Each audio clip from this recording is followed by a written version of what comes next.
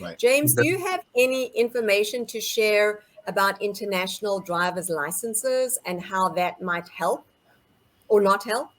So the best thing about the United States is that it's 50 states and 50 different countries, and then 50 different, and then thousands of different counties. To Nurse Juan's point, Nurse Juan, that was a great answer. You can actually, we can put you on IAS retainer for that answer. It's very true. It all goes down to the local county and the local requirements, and every state is different. Just as a quick example, the state of Florida, you require to have your social security number and an international driver's license, and you can apply for a driver's license. In the state of New York, you have to have 6 points of identification, which includes your United States visa, includes your potentially your passport, an employee ID card, a checking account with your name on it, which is confirming your permanent address, as Nurse Juan mentioned.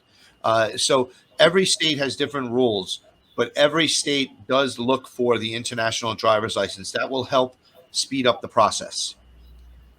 Now, some states, and again, it really goes down to the local level, some states will allow you to not have to take the driver's test, to the actual physical driving test, if you have a driver's license from your home country and an international driver's license, as Nurse Juan mentioned. Okay.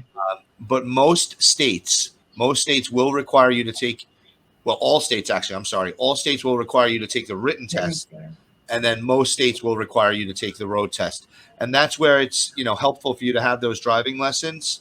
The driving lessons, they not only will they help you learn the rules of the road, learn to parallel park, which I can promise you parallel parking, I did on my road test almost 28 years ago.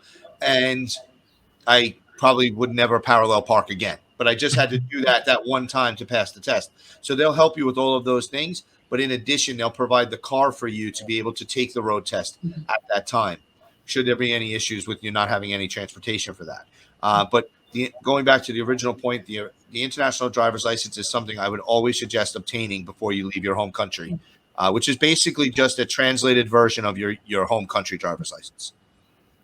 So yes. James, Chris Vincent said, I will be deployed in South Dakota soon, God willing.